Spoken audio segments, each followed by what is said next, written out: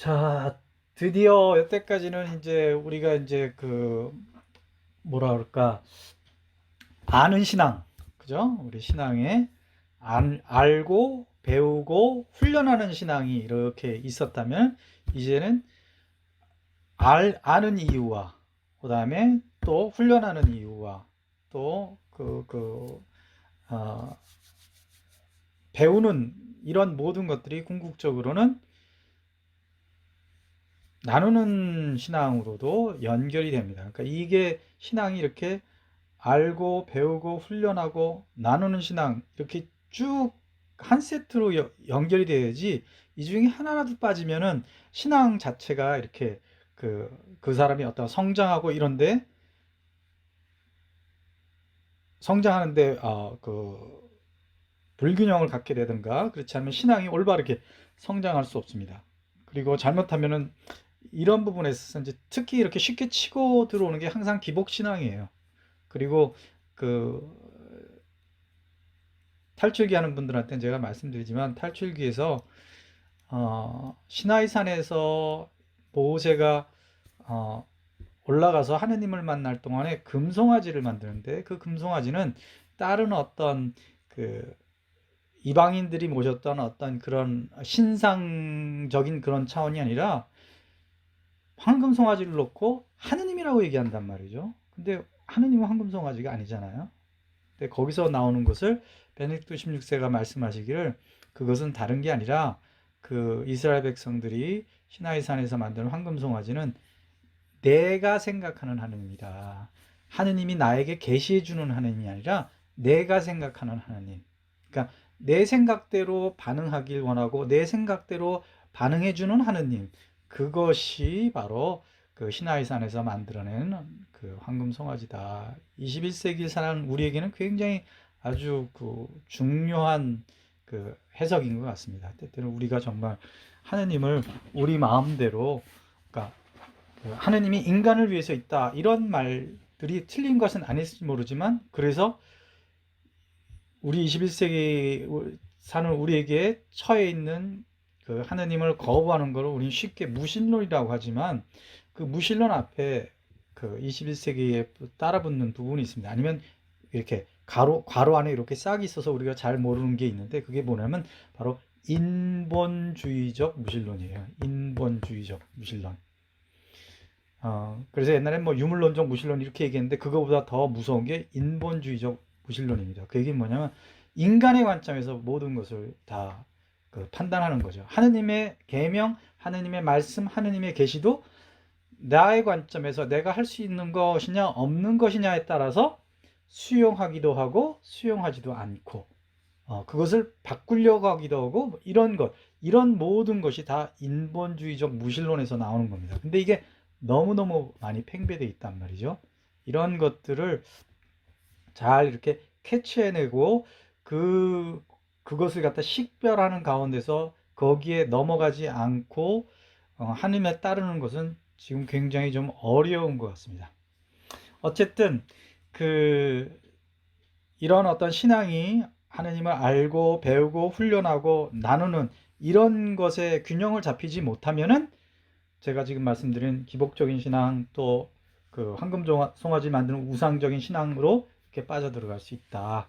그래서 우리가 이제 그 나누고 전하는 신앙에 대해서 이제 우리가 보게 되는데, 자, 그래서 나누고 전하는 신앙인데, 우리가 신앙을 전하는 것은 단지 이제 선교하는 데는 이제 두 가지라고 할 수 있어요. 두 가지를 얘기할 수 있는데, 하나는 복음 선포와 그다음에 복음화라는 개념을 좀 알면 좋겠습니다. 이게 더 깊이 많이 이제 들어가야게 한 건데, 쉽게 해서 복음 선포하고 복음화 쪽에서 요거를 이제 우리 그리스도교 안에서 이렇게 조금 갈라지는 차원으로 얘기할 수는 있는데, 개신교는 많은 경우에 복음 선포 쪽에 많이 초점을 둬요. 그래서 영어는 에반젤리즘이라고 얘기하고, 그 다음에 가톨릭은 복음화에 좀 초점을 많이 둡니다. 에반젤리제이션. 그렇다고 뭐 개신교가 복음화되는 부분을 안 하는 그런 것도 아니고, 가톨릭이 뭐 복음을 선포하는 걸 안 하는 그런 차원은 아닌데, 조금 이렇게 나누려면 나눌 수 있고 그렇다는 것이죠. 그래서 복음 선포는 일단 그 하나님 모르는 사람들한테 가서 무조건 외치는 거예요. 그래서 우리 그 시내에서도 가면 뭐 예수님 믿으시죠 막 이렇게 그냥 선포하고 다니잖아요. 그죠? 그런 걸 한다면 복음화라는 것은 그 하느님의 그 말씀, 그다음에 우리가 전하는 그 복음 말씀을 내면화시켜서 내 삶에 이렇게 구체화시키는 것, 아니면 육화시키는 것, 문화화시키는 것, 이렇게 얘기할 수 있겠죠. 그래서 가톨릭은 특히 그런 부분이 이제 중요하다고 아주 방점을 찍는 그런 차원에서 복음화란 무엇인가 이렇게 짚고 그다음에 선교에 대해서 이제 얘기해 보도록 하겠습니다. 복음화라는 거는 이렇게 이제 요한 바로이새께서 이렇게 얘기하셨어요. 인간의 가치와 존엄성에 대한 그 깊은 경탄을 일컬어 복음, 즉 기쁜 소식이라고 한다. 달리는 그리스도교라고 일컫는다. 인간의 가치와 존엄성에 대한 이 경탄이야말로 세계 안에서 행하는 교회의 사명, 더더욱 현대 세계 안에서 행하는 그 사명을 결정하는 것이다. 이 경탄이야말로 그리스도와 밀접한 연관이 있는 것이다. 그래서 복음화라는 것은 바로 복음이라는 것을 갖다가 인간의 가치와 존엄성에 대한 깊은 경탄이라고 이제 얘기하죠. 그러니까 예수님의 말씀이 얘기하는 게 뭐냐? 너희는 하느님으로부터 사랑받는 그런 가치 있는 존재다. 그리고 너희는 하느님의 모습을 닮은 그런 존엄한 존재다. 그러니까 그렇게 살아야 된다라는 거죠. 근데 그렇게 살지 못하는 너의 이유가 뭐냐? 너네들이 죄가 있는 건데 내가 그거를 갖다가 없애줄게. 그러니까 나를 믿어봐. 그러면 너희가 원래 갖고 있는 그 가치와 존엄성에 따라서 너네들이 살아갈 수 있어. 나를 믿으면. 라고 하는 것이 바로 기쁜 소식이라고 하죠. 할 수 있는 것이죠. 지금 우리 이 시대에 우리는 뭐죠? 나의 가치와 나의 존엄성을 갖다 어떻게 우리는 획득하려고 그러죠? 나의 재능과 나의 능력과 나의 업적과 그죠? 나의 소유와 뭐 이런 것을 통해서 그래서 나는 가치가 있고 그래서 나는 존엄하고 이렇게 되는 반면에 아니 너는 그냥 존재한다는 그 자체로 가치가 있고 넌 존엄한 거야. 이런 것들이 남하고 비교하지 않아도 너는 네가 좀 뭐가 부족하고 어떤 사람은 더 잘하고 그렇지만 그 자체로 너는 가치가 있고 존엄한 것이다. 왜? 하느님께서 너를 창조하셨고 너를 사랑하셨기 때문에. 이것이 기쁜 소식이다. 그래서 언제든지 잘못할 수 있고 실수할 수 있고 뭐 그렇지만 다시 출발할 수 있다. 그리고 너의 그런 어떤 삶 자체가 이미 하느님께서 너를 구원하시고 너에게 좋은 것을 주기로 결정된 것이다. 이게 바로 기쁜 소식이라는 것이죠. 이런 것이 없을 때 우리는 내가 모든 것을 다 일으켜야 되고 내가 나의 행복과 그것을 갖다가 만들어내야 되고 유지해야 되고 또 그것을 갖다 이뤄 나가야 된다는 이 긴장감 속에서 엄청나게 힘든 삶을 살고 있는 것이죠. 예전에 같이 인구가 적고 또 이렇게 바쁘지 않고 경쟁보다는 서로의 어떤 인간관계적인 부분을 더 많이 신경 쓰고 서로가 서로를 갖다 이렇게 돕는 그런 사회에 있어서는 크게 어필이 안 됐을지 모르지만 지금 사회는 뭐죠? 다 각자 자기 자존하는 사회잖아요. 그죠? 자기만 나만 믿는다. 이런 것들이 얼마나 자기의 어떤 무의식 안에서 자기를 갖다 억누르는지 모르는 그런 사회 속에 살고 있단 말이죠. 그 가운데 우리가 점점 이렇게 피폐해져 가고 그다음에 힘들어가는 그 가운데 That's okay. 괜찮아. 좀 실패하면 어때? 네 자신이 좀 남들보다 비교했을 때 좀 저라면 어때? 괜찮다. 라고 얘기해 주는 거. 이것이야말로 기쁜 소식이 아닌가. 라고 얘기하시는 거죠. 그래서 그것이 바로 교회의 사명이다. 이 21세기에 사는 우리에게선 특히 그것이야말로 우리가 지금 사람들에게 전해줘야 되는 것이다. 라는 것을 얘기하는 것이죠. 점점 사회가 사람들을 갖다 이렇게 재화로 생각하잖아요. 그래서 어떤 개신교의 유명한 설교가가 이런 얘기를 하더라고요. 자기가 몇만 명씩 대학생 애들하고 이렇게 가서 얘기를 하는데 그들이 그거 끝나고 나서 이제 많은 면담을 하는데 두 가지 유혹에 대해서 대부분이 다 얘기한다는 거예요. 그 많은 학생들이 이제 복음을 갖다 이렇게 듣고 나서 첫 번째는 뭐냐? 포르노에 대해서 포르노 문제가 대부분이고 두 번째는 자살 충동이라는 거죠. 근데 왜 그 대학생들이 포르노에 그렇게 빠지고 그다음에 그 자살 충동에 빠지게 될까?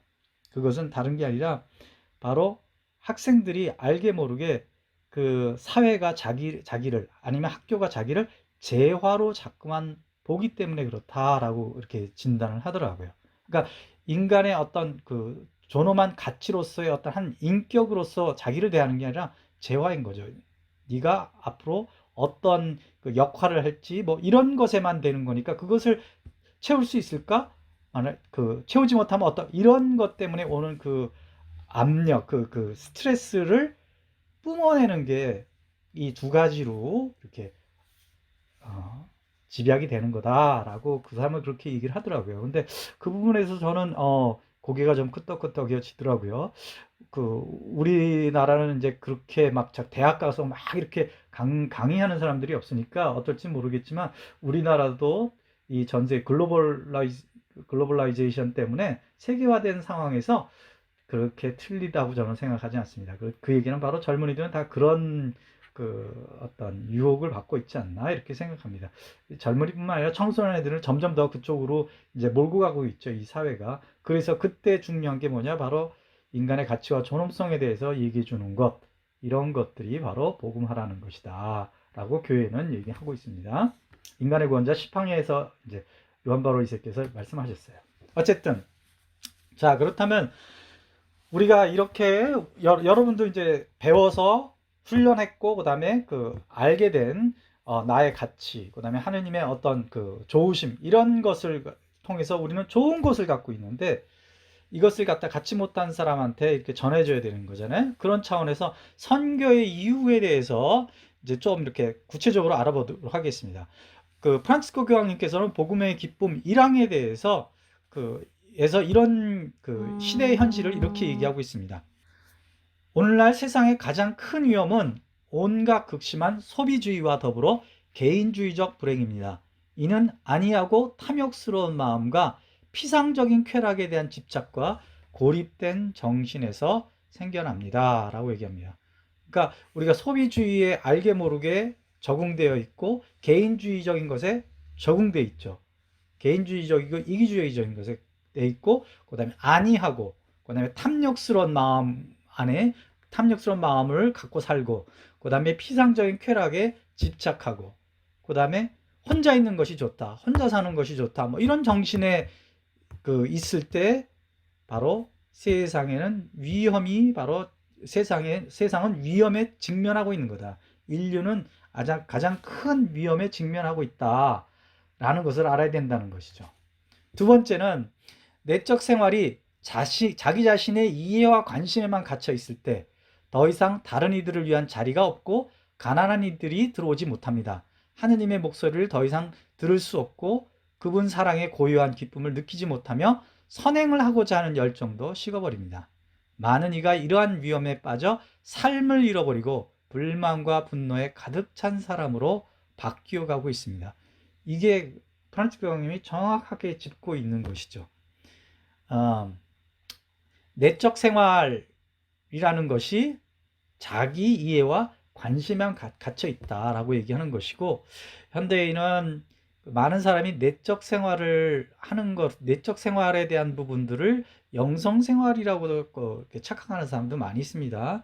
그래서 나는 뭐 영성 생활을 해. 근데 어떻게 하는데? 나 명상하고 그다음에 뭐 나를 돌아보고 뭐 이렇게 다 한편으로는 자기애와 관심에 대한 그 우선순위를 잘 하고 그다음에 그런 자기가 생각할 때 의미 있다고 생각하는 것을 갖다가 잘 추구하는 것을 영성생활이라고 생각한단 말이죠. 그런데 사실은 그거는 교황님이 얘기한 것처럼 사실 내적 생활이고 우리 그리스도교적인 관점에서 그거는 영성생활이 될 수가 없습니다. 그리스도인이 거기에만 묻혀 있다면 그런 내적 생활에 대한 것들이 하느님과 연관이 되지 않고 그다음에 하느님에 대한 어떤 신앙으로 연결이 되지 않을 때 그거는 그 사람은 그냥 내적 생활하는 것이 정신적인 어떤 쉽게 해서 명상 생활을 한다 그럴까? 그런 거지. 그 사람은 그리스도교가 얘기하는 영성 생활을 하는 것은 아닙니다. 어쨌든 이런 것을 통해서 사실은 그 자기의 관심 때문에 사실은 불만과 분노에 가득 찬 사람으로 바뀌어가고 있습니다. 왜? 우리는 하느님께서 우리가 하느님의 모습이기 때문에 하느님의 모상이기 때문에 우리는 기본적으로 나에게 초점을 둘 때 나는 그 뭔가를 갖다 채우려고 하는 그런 욕구가 점점 증가하고 그 다음에 채우지 못한 것에 대한 어떤 채우지 못하면 어떨까 하는 어떤 불안감, 그 다음에 손해보면 어떨까 이런 것에 온통 신경이 이제 쓰여지겠죠. 그래서 채워지지 않으면 불만스럽고 그 다음에 누군가 나에게 피해를 준다 그러면 분노에 쌓이고 이런 것으로 가득 차 있는 것이 현실이다. 그 다음에 많은 조건이 갖춰야지만 행복할 수 있기라도 한 것처럼 우리는 핑계와 불평거리를 찾으려는 유혹을 받습니다. 왜냐하면 기술사회가 쾌락의 기회를 증대시켜 왔지만 기쁨을 낳기는 매우 어렵기 때문입니다. 그래서 얼마나 많이 우리는 모든 것이 갖추어져야만 일이 잘 되고 모든 것이 갖춰야지만 행복할 수 있다. 그렇죠? 우리 젊은 사람들도 요새 젊은이들의 어떤 그 결혼 그런 거는 반드시 집이 있어야만 결혼하고 뭐 조건이 먼저잖아요. 그죠? 그 사람을 내가 존재적으로 그 사람을 사랑하느냐가 먼저고 그다음에 당연히 이제 조건이 필요하겠죠. 필요한 거니까. 그런 것이 아니라 완전히 바뀌었다면 앞뒤가 바뀌어서 조건이 먼저이고 그다음에 그 사람의 존재는 조건이 갖춰지면 내가 할 수 있는 사람이고 조건이 갖춰지면 아닌 사람이 돼버리는 거 이런 것이죠. 그래서 그런 것을 통해서 핑계와 불평거리를 찾으려고 한다. 난 이래서 못하고 저래서 못하고 뭐 이런 것에 대해서 영국에서 명확하게 짚고 있습니다. 그리고 기술사회가 낳는 쾌락이 그 기회가 증대시켜 왔지만 기쁨을 낳지 못합니다. 그죠? 스마트폰 아이폰 12 갤럭시 21이 나오면 우리가 더 행복할까요? 더 기쁠까요? 시간이 더 많이 날까요? 아니죠. 더 거기에 이렇게 우리가 더 시간을 갖다 거기에 더 할애하게 되고 그래서 우리가 더 바빠지게 되는 것이죠. 이러한 것이 현실이다라는 것을 얘기해 주죠.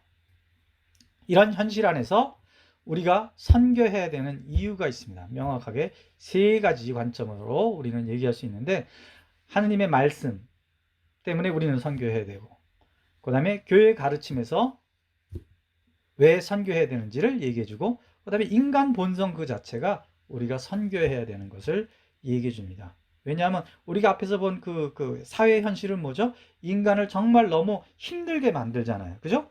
그래서 우리도 하느님을 제대로 알지 못했을 때 여러분이 제자교육 이전의 모습과 지금 그래도 교육받고 훈련하고 배운 가운데서 여러분이 스스로 느끼는 게 뭐죠? 내가 더 삶이 풍성해졌구나. 내가 좀 더 안정이 돼 있구나. 이런 걸 아시는 거잖아요. 그죠? 그런 것들을 이제 우리가 나눠야 되는 것이죠. 그 나눠야 되는 부분들을 이제 성경에서도 말씀하시고 교회의 가르침에서도 얘기하시고 그다음에 또 인간의 본성이 우리가 선교해야 된다는 것을 얘기해 준다. 근데 우리 천주교 신자들이 이런 부분에서 너무너무 취약하다는 거죠. 나만 좋으면 돼. 나만 은총받고 나만 그 하느님으로부터 축복받으면 되는 거죠. 다른 사람은 별로 신경 안 쓰고 그죠? 이런 부분들 좀 강한 거죠. 그죠? 전부 다 그렇다고 얘기할 수는 없죠. 성경 말씀 기쁜 소식이란 말이죠. 제가 늘 얘기했던 이사야서 46장 3절에서 4절 모태부터 업혀 다니고 태중부터 안겨 다닌 자들아 너희가 늙어가도 나는 한결같다. 너희가 백발이 되어도 나는 너희를 지고 간다. 내가 만들었으니 내가 안고 간다. 내가 지고 가고 내가 구해낸다. 이것을 한마디로 제가 여러분에게 말씀드렸죠. 내 인생은 누가 책임져야 되느냐? 그것은 바로 이 성서 이사야서 46장 3절에서 4절에 나온 것처럼 하느님께서 내가 너희를 책임진다. 얼마나 우리가 짐이 이렇게 좀 내려놓는 거 여러분 다 체험해 보셨잖아요. 그죠? 근데 주변에 얼마나 많은 사람들이 그죠? 우리는 볼 수 있습니다. 정말 훌륭하게 때로는 열심히 정말 자기 운명을 갖다 이렇게 자기 그 삶을 갖다 잘 지어가는다고 우리가 칭찬해 줄 사람도 많이 있죠. 그렇지만 그 안에 그것을 갖다 견뎌내야 되는 어떤 갈등과 그다음에 스트레스와 이런 부분들 우리는 모르잖아요. 겉모습만 보고 있잖아요. 그걸 통해서 저 사람이 돈을 많이 벌고 저 사람이 뭐 그 자기가 하고 싶은 거 하고 만족해 하는 것 같고, 그렇지만 그 삶이 다 지나고 하루를 지나고 이렇게 갈 때 그 사람이 정말 편안하게 잘 수 있을까? 아니면 내일 정말 나는 오늘 행복했는데 내일 내가 이 삶을 잘 유지할 수 있을까? 뭐 아니면 더 이것을 갖다 증가해야 되지 않나? 뭐 이런 압력들, 그죠? 그다음에 그 주변 환경이 그 이렇게 변화되는 것 안에서 그것을 지킨다는 게 얼마나 쉽지 않은 건가 하는 그런 것들 때문에 많은 사람들이 그 심리적으로 영적으로 이렇게 그 편안하지 않단 말이죠. 이런 부분에 있어서 우리가 얘기해 주는 것은 세상이 아무리 변하고 그래도 하느님 말씀은 변하지 않는다. 하느님께서 한결같이 우리를 지고 가신다. 우리를 안고 가신다. 우리를 구해내신다. 그러니까 우리가 해야 되는 것은 하느님께서 내 삶을 이끌어가게 그 주도권을 하느님께 드리고, 하느님께서 주도권을 갖고 행사하실 때 거기에 예하고 내가 순명하는 것, 내 자유를, 내가 하고 싶은 거, 내 생각의 판단의 그 자유를 갖다 사용하는 게 아니라 바로 하느님께서 나를 인도해 주시는, 하느님께서 나에게 제시하는 가장 좋은 선을 위해서 내가 내 자유를 선택하는 것, 내 자유를 내어드리는 것, 예라고 하는 것, 그것이 기쁜 소식이다 라는 것을 알려줘야 되는 것이죠. 바로 이렇기 때문에 우리는 선교를 해야 되는 것이죠. 그 다음에 예수님께서 명령하셨단 말이죠. 어떻게? 마태복음 28장 19절에서 20절 보면 세례를 주고 가르쳐 지키게 하라 이렇게 얘기하신단 말이죠. 마르코 복음하고 그다음에 그 루카 복음에서는 모든 피조물에게 선포를 해야 된다. 그러니까 선포란 단어가 여기 나오죠. 루카 복음에는 용서를 위한 회개, 그 이름으로 그 예수님의 이름으로 모든 민족에게 그것이 선포되어야 된다라고 얘기합니다. 그러니까 여기선 영어로 should 하고 must가 나온단 말이죠. 그것은 하고 싶으면 하고 싶지 않으면, 이런 차원이 아니라 우리가 그게 뭐죠? 매여 있습니다. 이게 어떤 사람은 매여 있다고 결혼 생활하면서 나는 내 아내에 매여 있다라고 얘기하는 사람이 있고, 어떤 사람은 나는 내 남편에 내 아내에게 속해 있어라고 얘기하는 사람이 있어요. 그죠? 매여 있는 사람은 마치 목줄이 끌려서 간신히 이렇게 하는 것 같고, 속해 있어는 사람은 기쁘게, 그죠? 아내의 요구에, 남편의 요구에 기꺼이 응답하는 것을 통해서 그 안에서 행복과 기쁨을 느끼는 사람은 내 자유가 내 배우자에게 속해 있다라는 걸 기쁘게 하는 것 반면에, 묶여 있다라고 생각하는 사람은 늘 자기 자유를 어떻게 쓰든지 자기만을 위한 것을 갖다 생각하는 게 되겠죠. 근데 우리는 뭐죠? 하느님의 속해 있는 사람이죠. 매여 있는, 표현이 그렇게 될지라도 우리는 속해 있는 거라고 생각할 수 있겠죠. 어쨌든 그래서 우리는 그 하느님으로부터 명령을 받았습니다. 먼저 모든 피조물에게 선포해야 되고, 그 다음에 그들에게 세례를 주고 가르치고 지키게 해야 되는 것이죠. 그래서 선교할 때 두 가지를 잊어먹고 혼동해서는 안 됩니다. 어떤 사람은 하도 마음이 완고하고 그 다음에 똑똑해서 우리가 예수님에 대해서 얘기하고 복음에 대해서 얘기할 때 정말 기쁜 소식이다. 왜? 하느님께서 우리 삶을 책임져 주시니까, 이런 얘기할 때 그것을 갖다가 받아들이지 않고 나는 그것을 믿지 못하고 이렇게 계속 반론을 제기하고 그것에 의심하고, 이런 사람한테는 선포로 끝내야 됩니다. 하느님께서 당신을 사랑하시고, 근데 하느님께서 우리 삶을 갖다 책임지신데 끝! 그 다음에 더 이상 그 사람하고 얘기할 필요가 없어요. 그것을 받아들이지 않을 때 그 사람에게 더 설명할 이유도 없고 그것을 갖다 이렇게 설득할 이유도 없습니다. 그것으로 끝나면 됩니다. 왜? 그 하느님의 말씀을 갖고 하느님께서 그 사람을 다룰 거니까. 그래서 그 사람이 받아들이지 않는 것에 대해서 하느님께서 그들이 받아들이지 않으면 어떡하죠? 존중해 주십니다. 그런데 어떤 사람은 이렇게 선포를 했더니 더 알고 싶어하고 더 하느님께 가까이 가고 싶으면 어떻게 하죠? 우리가 가르쳐야 됩니다. 그 사람을 더 인도하고 가르쳐주고 또 배우게 해줘야 되고 또 그 이끌어줘야 되는 거. 이 두 가지를 갖다가 혼동해서는 안 됩니다. 근데 많은 경우에 뭔가를 더 알고자 하는 사람한테는 우리가 그냥 내가 모르는데 더 물어볼까 도망가기도 하고 또 많은 경우에는 듣고 싶어 하는 사람한테 계속해서 그 사람들을 갖다 가르치려고 해서 더 관계가 멀어지는 이런 것일 수도 있습니다. 어쨌든 우리가 알아야 되는 것은 선교하는 것은 하느님, 그러니까 예수님으로서 받은 명령이에요. 명령입니다. 내가 그 시간이 나면 해도 되고, 그 다음에 마음이 내키면 하고, 이런 차원이 아니라는 것을 갖다가 잊어서는 안 되겠습니다. 그 다음, 교회의 가르침입니다. 현대복음 선교 14강 보면, 우리는 모든 인류에게 복음을 전하는 것이 교회의 본연의 사명임을 확인하고자 한다. 여기서 교회는 누구죠? 우리 한 사람 한 사람이 사명이란 말이죠. 그래서 이 부분과 연관해서는 요한 바오로 2세께서는 그렇게 얘기도 하셨어요. 내가 어떤 사람한테 그 예수님에 대해서, 그 다음에 하나님의 사랑에 대해서, 그 다음에 죄의 용서에 대해서 이렇게 얘기하면 저 사람이 부담을 가지면 어떡하지? 저 사람이 싫어하면 어떡하지? 그런 마음이 들 수도 있죠. 물론 그거 우리가 잘 그 상황을 봐야겠지만 때로는 우리가 먼저 지레짐작해서 그런 것들을 갖다가 이렇게 하지 못하면은 요한 바오로 2세는 그렇게 얘기합니다. 복음은 그 사람들은 복음을 들어야 될 권리를 갖고 있는 거다. 우리는 복음을 전하는 의무가 있지만 그 사람들은 복음을 들을 권리를 갖고 있는 거다. 그러니까 우리가 그 사람의 권리를 박탈하게 되는 것이다. 복음을 전하지 않으면 이렇게 얘기하십니다. 그것이 바로 우리 여기서 얘기하는 본연의 사명을 얘기하는 겁니다. 그 다음에 가톨릭교에서 1270번 보면 세례받은 사람은 하느님의 자녀로 다시 태어나 교회를 통하여 하느님께 받은 신앙을 사람들 앞에서 고백하려고 힘쓰고 하느님 백성의 사도적 선교적 활동에 참여해야 한다. 교회는 이렇게 얘기하는데 우리 성당에서는 그죠? 사람들 앞에서 고백하는 거 되게 싫어하죠. 그래서 제가 뉴질랜드에서도 어떤 형제님이 그런 얘기를 하더라고요. 이제 저한테 이제 교리를 받으면서 아니 혹시 그렇게 신앙을 가지려고 생각해 본 적 없냐 그랬더니 생각은 했었는데 자기 주변에 아주 훌륭한 천주교 신자가 있었대요. 아주 잘 사는.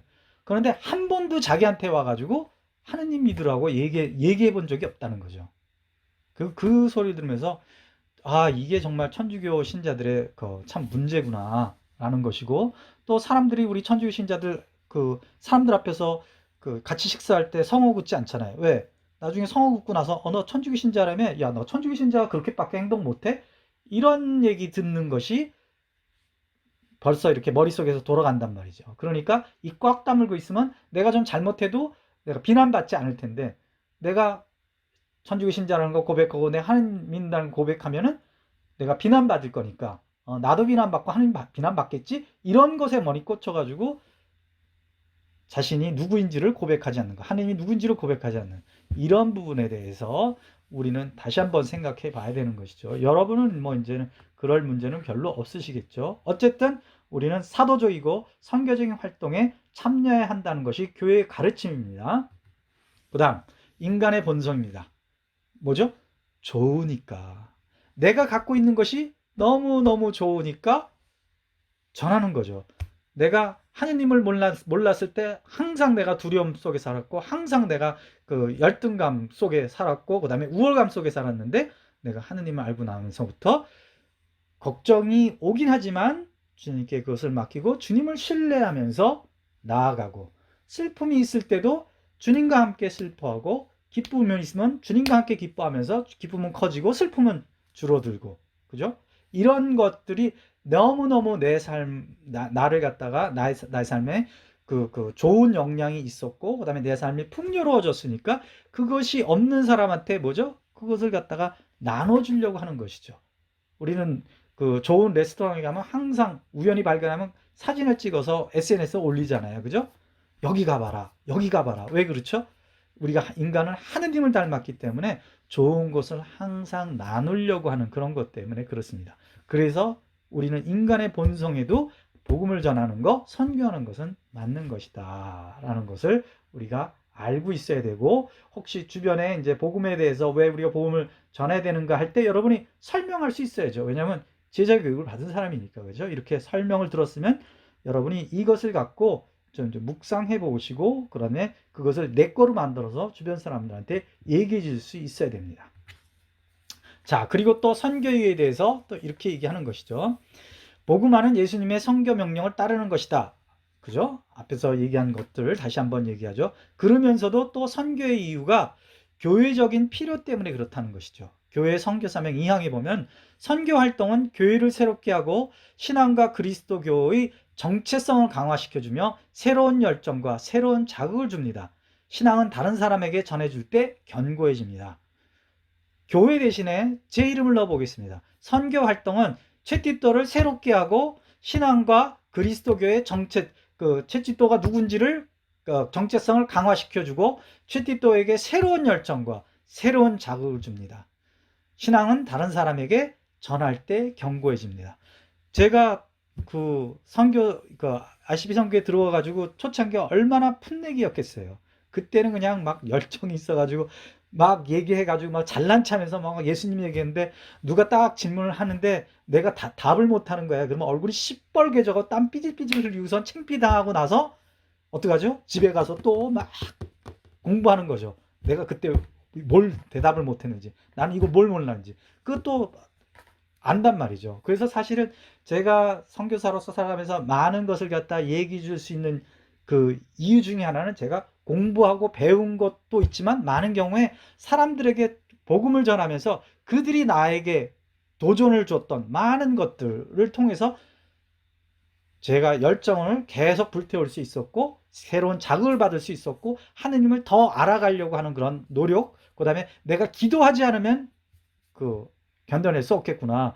제가 한참 그냥 뉴질랜드에서 강의하고 다닐 때 저는 기도 한 시간 반 정도 했었죠. 근데 어떤 자매님을 딱 만나 저를 초대해가지고 식사를 하면서 얘기하는데, 선교사님, 아주 겸손하게 그분들이, 저희들이 부족한데, 그래도 저는 한밖에, 하나님이 저희 삶의 전부고 정말 하나님 없이는 못 살아요. 그러면서, 기도 생활을 어떻게 하셔요? 그러니까, 기도 생활 한 3시간에서 4시간 해요. 그 말에 그냥 완전히 저는 그 앞에서 갑자기 식은땀이 쭉 흐르더라고요. 3시간씩이나 3시간, 4시간 사는 사람 앞에서 하느님이 어떻고, 복음이 어떻고, 그때 정말 그 이후로 제가 더 기도 생활을 열심히 했습니다. 내가 만나는 사람 중에서 나보다 더 기도 생활을 열심히 하는 사람을 내가 만나서 그들에게 뭔가를 전하는 상황이 있다는 것을 알고, 네가 그냥 난 기도 1시간 반 하니까 이 정도면, 그렇게 생각해서는 안 된다라고 하나님께서 저한테, 네가 함부로 네가 잘난 척 하지 마라. 네가 선교사이고 뭘 좀 배웠다고, 네가 기도 생활을 얼마나 한다고 절대로 사람들 앞에서 잘난 체 하지 마라. 왜? 너보다 더 많은 것을 알고 있는 사람이 있고, 너보다 더 기도를 열심히 하는 사람이 있고, 너보다 더 나와의 관계가 더 깊은 사람이 있다. 그러니까 너는 끊임없이 노력해야 된다. 선교사를 살려면, 네가 나의 아들로서 살려면, 네가 정말 영원한 생명을 갖다 원한다면 그렇게 해야 된다라는 것을 갖다가 알려주셨습니다. 그래서 이것을 여러분이 아셔야 됩니다. 여러분이 선교하지 않으면 여러분의 열정은 줄어들게 되고, 여러분은 자신이 누군지를 모르게 되고, 그 다음에 자극을 받지 못합니다. 그래서 그냥 미사만 다니면 됐지, 어쩌다가 한번 피정 다니면 되겠지, 어쩌다가 성경 읽고 어쩌다가 기도하면 되겠지.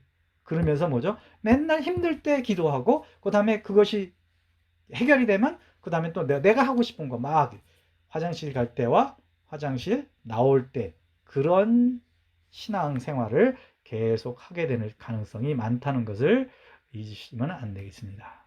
그 다음에 사회적 필요, 앞에서도 봤지만 나는 선교적 복음화의 필요성을 강력히 선포하고자 합니다. 왜냐하면 선교야말로 놀라운 업적을 이루지 못했음에도 불구하고 궁극적인 실제나 존재 자체의 의미를 잃은 듯해 보이는 현대 세계의 개인이나 인류에게 제공하는 첫째 가는 봉사이기 때문입니다. 라고 얘기합니다.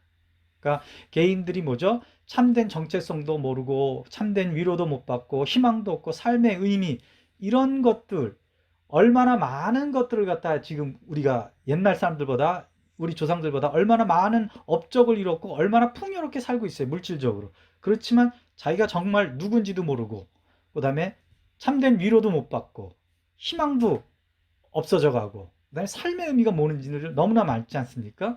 그다음에 인류가 인간의 존엄성을 갖다 회복하지 않는 쪽으로 지금 사회와 모든 것들이 이렇게 가고 있잖아요. 특히 젊은이들에게 성을 갖다가 공격해 가지고 그 동성애를 갖다가 이렇게 증가시키고 그다음에 젠더 이데올로기를 갖다 통해서 아이들이 태어나서 남자로 여자로 하느님이 만드신 그 안에서 자신의 인생의 목적과 삶의 의미를 추구해 나가는 것을 갖다 방해하는 사회, 그 다음에 그런 정부들이 계속 그거를 법제화해 가지고 이렇게 치고 들어오는 이 상황에서 사회가 아니면 학교가 아니면 뭐 학계가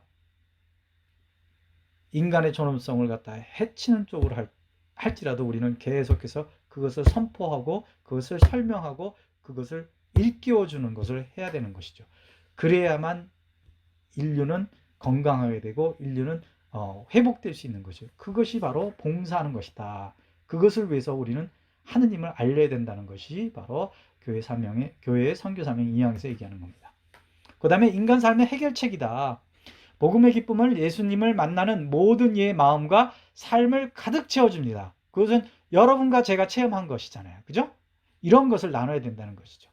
그래서 삶의 그 많은 문제를 갖고 있는 사람들한테 얘기해 줘야 되는 것이죠. 제가 뉴질랜드 있을 때 우리 그 선배 선교사는 항상 막 그냥 그 어려운 문제, 그다음에 인간관계 문제 막 이렇게 그런 것이 있고, 그다음에 중독에 빠져 있으면 그 사람 얘기 쭉 듣다가 아주 단도직입적으로 딱 얘기하는 거예요. 딱 얘기해.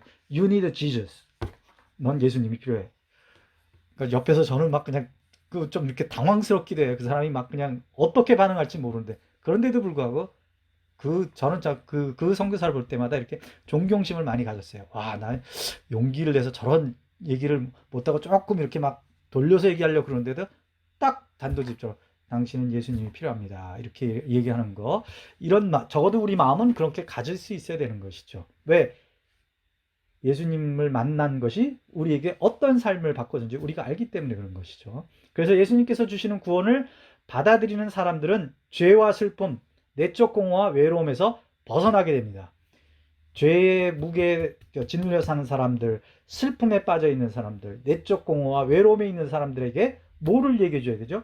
예수님을 전해줘야 되는 것이죠. 그렇게 될 때 그들의 삶의 해결책을 우리는 제시하는 것이다.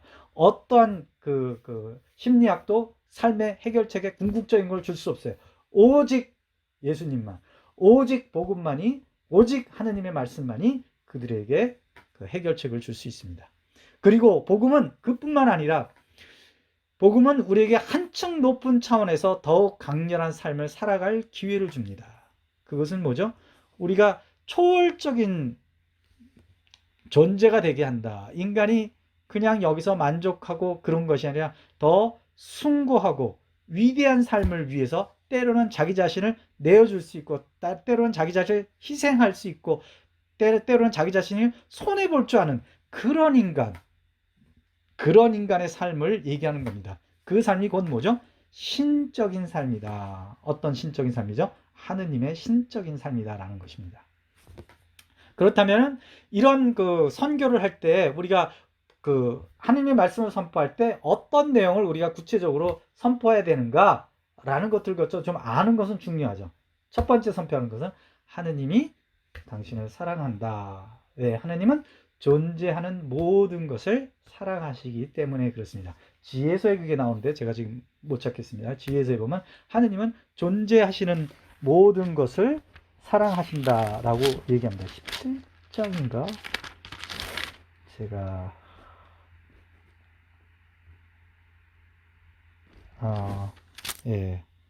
제가 지금 까먹었습니다.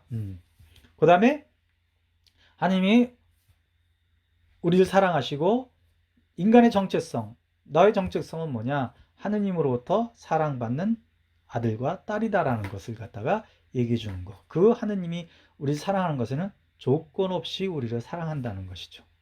그리고 하느님께서 우리를 창조하셨다. 그런데 그 창조하신 하느님은 선하신 하느님이시다.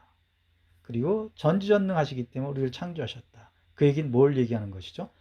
하느님이 우리의 창조자라는 것은 다른 것이 아니라 인간은 그 창조자 하느님이 만든 질서 안에 있을 때만 우리에게 선한 것들이 우리 삶 안에 들어온다. 그렇게 인간에게 질서를 주신 하느님은 선하신 하느님이기 때문에 그 질서는 결코 인간에게 해를 끼칠 수 없다라는 것을 얘기해 줘야 되는 것이죠. 근데 인본주의적 그 무신론자들은 뭐죠? 나를 통제하는 것은 다 죄악이에요. 그죠? 그래서 누군가 내 삶의 어떤 주권을 갖고 있다는 것에 대해서 자존심 상해하고 그것을 받아들이지 못하는 것이 바로 인본주의적 무신론자인 거죠. 근데 얼마나 많은 신앙인조차도 교회의 가르침, 하느님의 말씀 이런 것이 자기를 통제한다는 것에서 분노하고 그것을 갖다 받아들이려고 하지 않고 그것을 갖다 이렇게 변질시켜 가지고 그것을 갖다 자기 삶 안에 이렇게 편안하게 적용하려고 그런 것들이 많습니까? 그래서 그런 것은 틀린 것이다라고 얘기하고 하느님의 선하심, 하느님의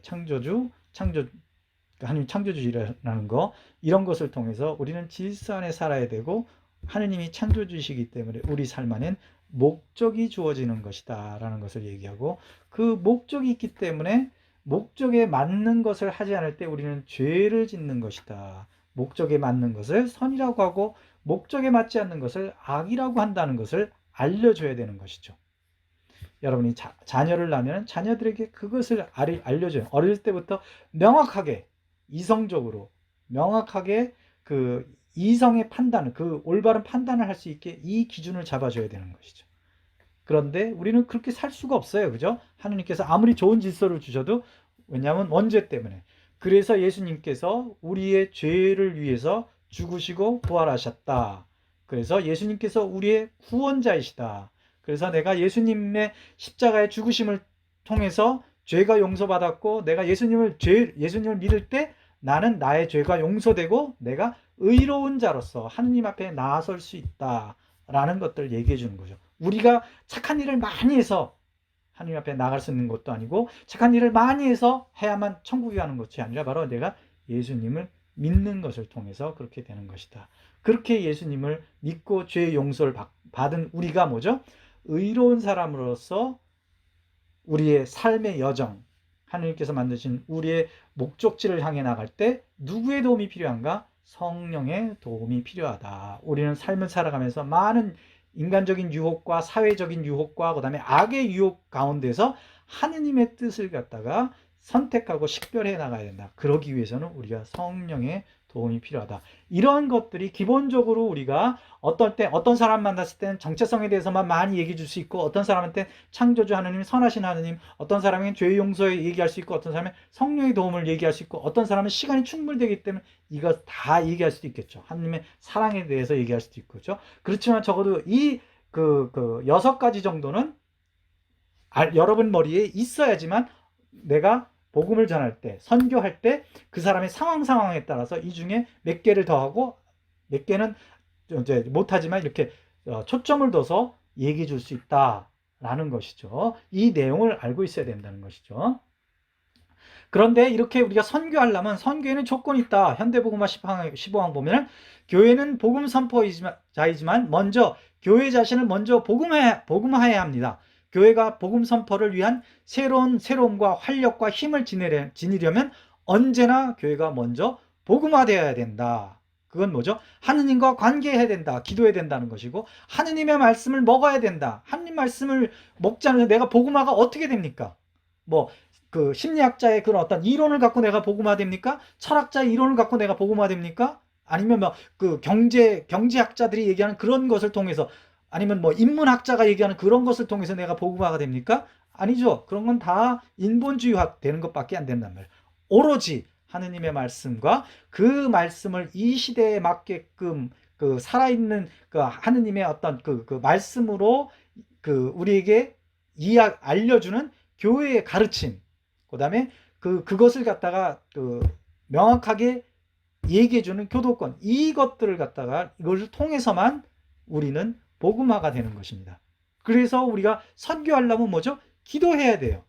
선교는 내 힘으로 하는 게 아닙니다. 성령께서 하시는 것이기 때문에 기도하지 않고 우리가 어떻게 복음 새로운 사람을 만났을 때 이 사람에게 필요한 말을 해줄 수 있을까요? 불가능합니다. 그 다음에 그 사람의 삶을 움직일 때 우리가 좋은 말을 할 수 있어요. 그렇지만 더 확실한 건 뭐죠? 하느님의 말씀을 그에게 선포할 때 가장 명확하게 되니까 복음을 계속 읽어야겠죠. 그죠? 그 다음에 우리는 그럼에도 불구하고 우리는 우리의 나약함과 유혹 안에서 우리는 죄를 짓게 되는 것이죠. 그러니까 죄를 짓지 않으려고 미사성체를 해야 되는 것이죠. TV를 통해서 미사를 하는 것으로 만족해서는 안 되는 것입니다. 철저하게 목숨을 걸고라도 최대한 노력해서 영성체를 하려고 노력해야 되는 거예요. 예수님의 힘, 예수님 안에서 그리스도를 통하여 그리스도와 함께 그리스도 안에서 우리가 삶을 살아가려고 해야 되는 것이고, 그 다음에 그래도 죄를 지니까 뭐죠? 주님한테 가서 용서받고 새롭게 출발해야 될 거 아닙니까? 바로 이런 것이 바로 복음하고, 그것을 내가 먼저 해야만 사람들에게 하느님이 어떤 힘을 갖고 계신지, 하느님이 누구신지를 얘기해 줄 수 있다라는 것이죠. 그 다음에 신앙의 빛 5항에 보면 우리 삶의 위대함과 충만함을 불어넣는 신앙, 그리고 그리스도와 그분의 은총의 힘의 중심을 둔 신앙, 그런 신앙에서 나오는 확신은 초대 그리스도인을 고치시켜 선교에 나가게 하였습니다. 그러니까 우리 삶에 위대함이 바로 있을 때 우리는 선교에 나갈 수 있고, 우리 충만함이 있을 때 그분의 은총의 힘을 둔 신앙이 있을 때 우리는 선교하게 됩니다. 그게 아니라 자기 머리로 자기의 어떤 그 사고방식으로 선교를 한다, 그런 것은 항상 제한이 됩니다. 얼마 가지 못해요. 그게 아니라 그런 것들을 갖다가 통해 그러면 아무것도 내가 하지 않아도 그런 차원이 아니잖아요. 그죠? 항상 은총의 힘이 먼저입니다. 주님 도와주십시오 하고 그 다음에 내가 노력해서 그걸 해야 되는 것이죠. 선교도 그래야 된다는 것을 얘기하는 겁니다. 그래서 복음 선포의 핵심과 본질은 앞에서 우리가 이제 봤지만, 돌아가시고 부활하신 그리스도 안에서 당신의 무한한 사랑을 드러낸 하느님이십니다. 하느님을 선포하는 겁니다. 예수 그리스도를 선포하는 겁니다. 예수님께서 주님이심을 명시적으로 선포하지 않고서는 복음화의 모든 활동에서 예수 그리스도에 대한 선포의 탁월성 없이는 진정한 복음화는 있을 수 없기 때문이다. 이렇게 얘기하는 건데, 이 얘기는 뭘 얘기하냐면, 때때로 우리 천주교 신자들한테 이 앞에 부분을 제가 까먹었는데, 삶으로서 증거해야 된다라고 교회 선교 사명에도 나옵니다. 20항인가 보면은 우리는 먼저 삶으로서 복음을 증거해야 된다고 얘기합니다. 그렇지만 22항 보면은 그러나 예수 그리스도에 대한 선포의 탁월성이 없으면 진정한 복음화는 있을 수 없다라고 명확하게 얘기합니다. 근데 우리 천주교 신자가 못하는 게 뭐죠? 예수님에 대한 선포예요. 예수님께서 무엇을 말씀하셨는지, 예수님이 누구신지에 대한 것을 갖다가 선포하지 못하죠. 삶으로는 잘 살아요. 그래도 우리가 성사생활하기 때문에 더 착하게 살려고 하고 선행을 하기도 하고, 이런 부분에 있어서 좀 더 겸손하고 이런 얘기를 듣습니다. 젠틀하고. 그렇지만 선포하지 못한단 말이에요. 예수님이 누군지, 그 다음에 하나님의 말씀이 어떤 것인지, 또 하나님의 말씀이 우리 삶에 어떤 기준을 주는지를 선포하지 못한단 말이죠. 근데 또 반면에 또 개신교는 선포만 해. 그죠? 행동은 그냥 이중적이에요. 그죠? 자기가 선포하는 것대로 살지 않는 삶, 이런 것 때문에 하나님께서 다 욕을 얻어먹는 것이죠. 개신교를 통해서는 하나님께서 욕 얻어먹고, 천주교 신자를 통해서는 하나님이 전해지지가 않는 것, 이런 부분들 우리가 좀 생각해 보면 좋겠습니다. 그러면 선교의 구체적인 방법은 뭐냐? 우리가 세례를 통해서 직무를 받는데, 그 직무와 그 다음에 체험담, 이것을 우리가 갖고 구체적으로 선교해 나가야 됩니다. 이게 뭐냐? 이게 도구입니다. 선교의 도구. 자, 그럼 이거를 갖다 한번 보도록 하겠습니다. 가톨릭교에서 873번면은 평신도들은 그리스도의 사제직, 예언자직, 왕직에 효과적으로 참여하여 하느님 백성 전체의 사명에서 맡은 자기 역할을 교회와 세상 안에서 수행한다. 왕직, 사제직, 예언직, 이것을 갖고 우리는 뭐를 한다고요? 선교를 한다는 것이죠. 근데 문제는 뭐죠? 왕직이 뭔지 몰라. 사제직을 어떻게, 내가 직장 생활하면서 내가 사제직을 어떻게 실현하는지, 또 내가 직장 생활하면서 예언직을 어떻게 사용하는지, 왕직을 어떻게 사용하는지 많은 경우에 우린 잘 모른다. 알아도 어렴풋이만 한다. 그래서 이것을 적어도 여러분은 제자 교육을 받는 사람이니까 명확하게 알고 있어야 되고, 그래서 여러분 이거를 갖다 천주교 신자들한테 알려줘야 됩니다. 이것을 교육받지 못한 이들에게 알려줘야 되는 것이죠. 읍스. 자, 그러면은 이것에 대해서 좀 연관해서 이 그 현재 삶과 연관해서 이 그 직무를 좀 설명하겠습니다. 개인주의, 이기주의를 극복하게 하는 것이 왕직입니다. 왕직. 그거는 뭐죠? 이 왕직은 사실은 육신적인 관점의 부분이 인간의 삶에서 육신적인 관점과 연관이 됩니다. 그래서 가톨릭교에서는 이것은 섬기는 것이다, 봉사하는 것이다 라는 것이죠. 아무도 허드렛 일을 하지 않으려고 하고 아무도 어려운 일을 하려고 하지 않을 때, 내가 이 직장에, 내가 이 자리에 하느님으로부터 파견된 사람이다, 섬기려고 파견된 사람이다 라는 관점 때문에 내가 직장에서 때로는 수당이 나오지 않더라도 이게 직장의 중요한 일이다 그러면 그거하고 상관없이 내가 그것을 할 수 있는, 그것을 통해서 사람들이 저 사람은 왜 저러지? 저 사람이 천주교 신자라서 그렇구나.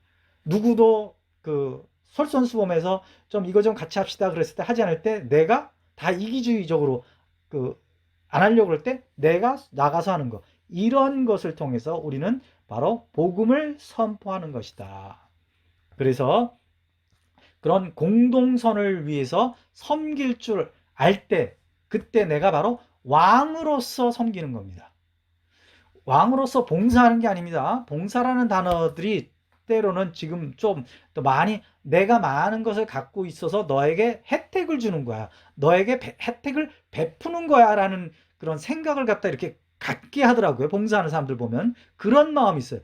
그래서 저는 봉사라는 단어 별로 이렇게 좋다고 생각하지 않습니다. 그거보단 섬김입니다. 섬기는 건 뭐죠? 하인이 주인을 섬기는 그 개념이 더 많단 말이죠. 그래서 우리는 항상 주님이 바로 예수님이 주님이시고, 또 예수님께서 우리에게 당신의 하인으로서 당신의 자녀들을 섬기라고 하는 그런 관점에서 섬김을 해야 되는 것이죠. 그래서 왕직은 바로, 왕이라는 것은 섬기는 것이다, 바로 봉사하는 것이다 라는 거, 그래서 삶의 증거를 선포하는 관점이다 라는 것을 우리가 알아야 되는 겁니다. 그래서 많은 경우에 우리는 왕직으로 많이 섬길 수 있습니다. 그래서 왕직을 섬길 때 사람들이 당신은 왜 그러냐, 그럴 때 우리는 이제 내가 천주교 신자다, 내가 예수님을 믿기 때문에 라고 선포할 수 있어야 되는 것이죠. 그 다음에 지금 이 사회가 굉장히 비이성적으로 흘러가고 있습니다. 그죠? 하느님 만들어진 그 질서를 인간이 하느님이 없다고 생각하고, 그 다음에 인간이 모든 만물의 척도라는 그런 관점에서 모든 것을 갖다가 다 과학이 발전함으로 인해서 어떻게 하죠? 자연을 갖다 이렇게 통제하기 시작했어요.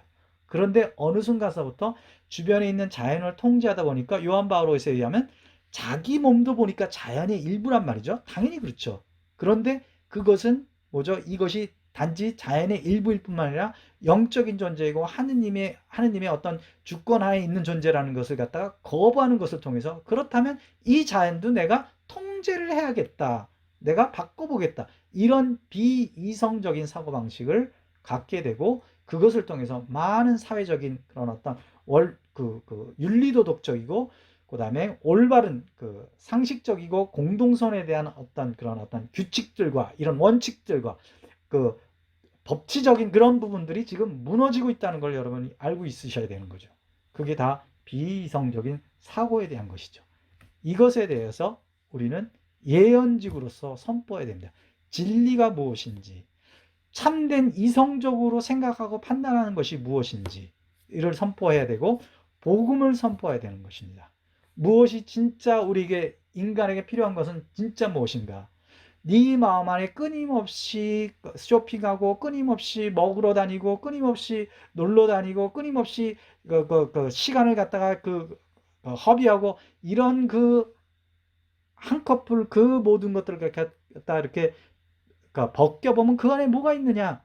그것에 바로 하느님에 대한 갈망이 있다라는 거. 그 갈망에 대해서 하느님께서 어떻게 얘기하시는지를 갖다가 얘기해 주는 거. 그렇게 죄를 지으면은 바로 예수님께 가서 그 죄를 회개하고 예수님께 용서를 받아야 된다. 이런 것들이 다 뭐죠? 복음과 진리의 선포라는 것이죠. 그리고 사람들에게 우리는 많은 것, 특히 예언직을 받은 우리는 뭐죠? 예언 은사를 갖다 받고 있단 말이죠. 그 예언의 은사는 뭐죠? 사람들을 격려하고 위로하고 성장하는 말. 이런 것들이 내가 어떤 자매, 어떤 형제를 보면서 내 안에 떠올랐다. 그러면 뭐죠? 아, 내가 지금 예언직을 실행해야 될 때구나. 그래서 하느님의 권위를 갖고 그것을 갖다가 얘기해 줘야 되는 것이죠. 때때로 그렇게 생각할 수 있죠. 현대는 누가 누군가에 대해서 얘기하는 것을 굉장히 꺼려 하잖아요. 네가 뭔데 나한테 그런 얘기해. 네 주제가 뭔데 나한테 뭐 마치 나에게 어떤 것을 갖다가 이렇게 가르치는 식으로 뭐 이렇게 생각하는 그런 부분도 있을지라도 그 사람에게 조언해 줄 수 있을 때도 있고 때로는 격려하고 성장시키는 단어, 성장시키는 그런 얘기를 해주는 거. 그거를 사람들은 고깝게 여길 수도 있지만 그런 것을 하는 것이 바로 예언직이라는 것이죠. 그래서 이 예언직에 대한 것은 사실은 정신적인 틀과 기준을 잡아주는 그런 속성도 있는 겁니다. 사람들이 정신적인 어떤 틀과 기준이 없어져 가고 있잖아요. 그때 우리가 그것을 잡아줘야 되고 내가 그것을 살아야 되는 것이죠. 그런 것들을 하는 것이 바로 예언직입니다. 그래서 삶의 정신적인 관점에 관여하는 것이 바로 예언직이다라고 생각하시면 되겠습니다. 근데 참된 감성의 결핍 이렇게 얘기할 수 있는데 이런 것들은 사람들과의 관계 안에서 그 사람들의 어떤 어려움들을 갖다 이렇게 회피하잖아요. 그죠? 그 감성들을 갖다 이렇게 잠깐만 잘라버립니다. 그런데 우리는 사제직으로서 그러한 그들의 마음들을 알아내고 그것을 통해서 그걸 어떻게 하죠? 하느님께 그들을 위해서 대신해서 기도할 수 있는 것. 그것이 바로 사제직입니다. 그리고 내가 희생할 줄 아는 것. 이런 것이 바로 사제직입니다. 그래서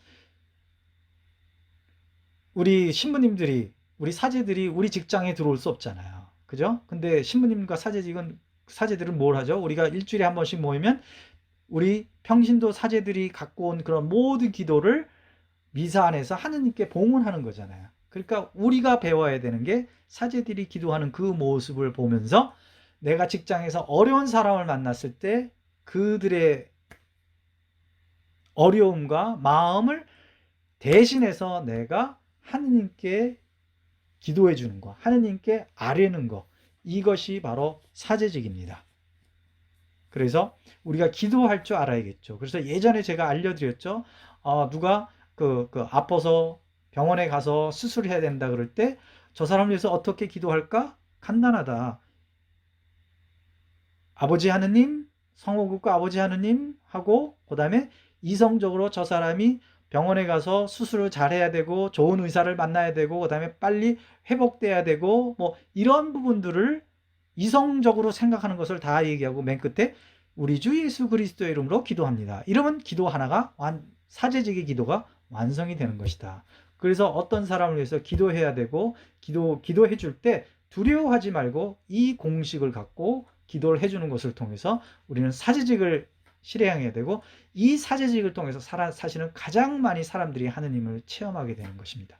우리는 다 그렇게 체험했죠. 저도 그렇게 해서 하느님을 체험했고 여러분도 기도받으면서 체험했잖아요. 그죠? 그것을 되살려서 이 사제직을 우리는 내 순간순간 직장에서 아니면 어디에서건 내가 사제직을 해야 될 때 사제직을 할 수 있는 사람들이 돼야 되는 것이죠. 그래서 이 사제직은 바로 삶의 영적인 관계, 하느님과의 관계와 연관되는 부분이라고 할 수 있습니다. 그래서 이런 것이 이 세 가지 직책을 갖고 우리는 사람들을 사람들에게 가서 복음을 전하는 것이다 라는 것을 기억하시면 좋겠습니다.